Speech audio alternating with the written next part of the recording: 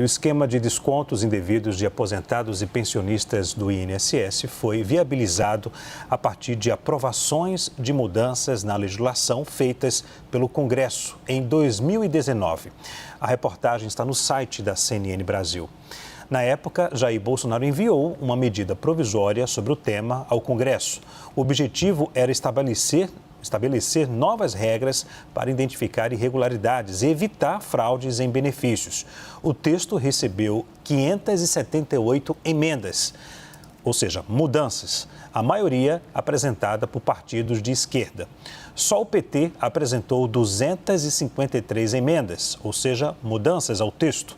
A argumentação era que a proposta afetava direitos, em especial trabalhadores rurais.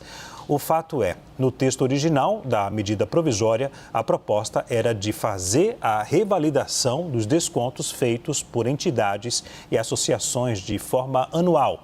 Mas o texto aprovado no Congresso ampliou esse prazo para cada 3 anos, a partir de 31 de dezembro de 2021. Depois, em 2022, uma outra medida provisória revogou essa regra e acabou com a previsão de revisão.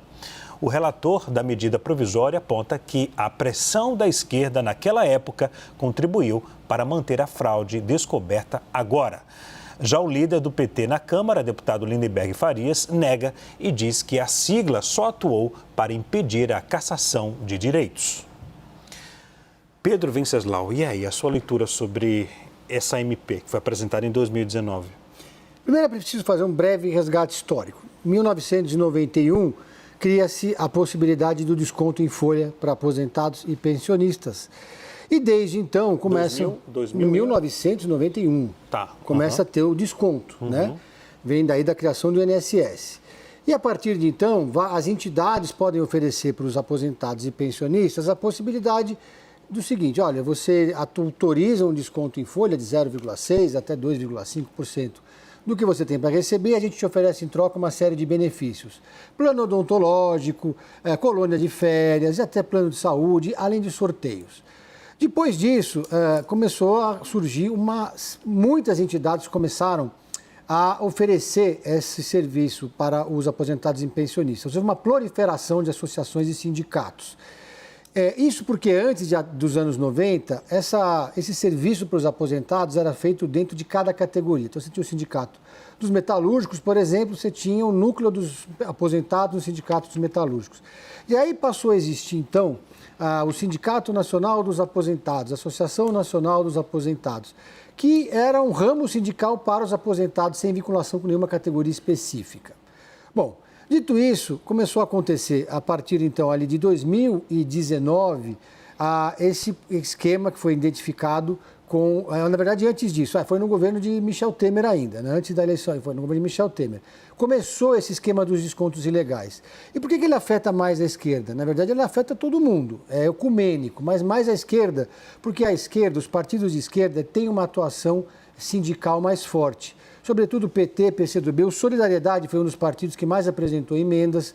Solidariedade é ligado à força sindical, que controla o Sindicato Nacional dos Aposentados. Mas tem também MDB, PR, PSDB, PR que antigamente era PR, agora é PL. Ou seja, tem sindicato ligado a vários partidos diferentes, todos, cada um no seu lado do espectro político. Mas, de fato, a maioria deles são partidos de esquerda, porque são partidos com uma ligação maior com os sindicatos. Agora, Pedro, a base do governo já fala em pleitear uma relatoria caso uma CPI ou CPMI seja instalada no Congresso? Já tem um bastidor que foi o seguinte: no grupo de WhatsApp da bancada do PT houve um debate acalorado e uma divergência. Uma parte dos deputados petistas achava que o partido deveria aderir de vez a CPI do INSS, que a oposição está chamando de CPI do roubo dos aposentados.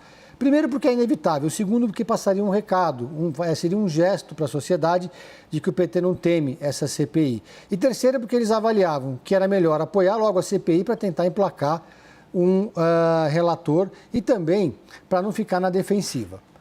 Outros deputados achavam que não, que a CPI vai ser um palco para os bolsonaristas, vai deixar o governo acuado e vai ser um foco de pressão. Entre os deputados que defenderam assinar a CPI, que o PT apoiasse a CPI, está Zeca Dirceu, do PT do Paraná. Não consegui falar com o Zeca Dirceu, ele me confirmou só que apoiou que acha que o partido deveria apoiar logo a CPI, mas conversei com o deputado Rogério Correia, do PT de Minas Gerais, que é vice-líder do governo também. Ele me disse que acha que a CPI é um equívoco apoiar a CPI, que ela vai ser um palco para os bolsonaristas, mas caso a CPI prospere, a CPMI, no caso, é uma comissão parlamentar mista de inquérito, então o PT tem que lutar para emplacar o relator, ou pelo menos para evitar que o relator seja um bolsonarista, porque o relator tem um poder enorme numa CPMI como essa, né?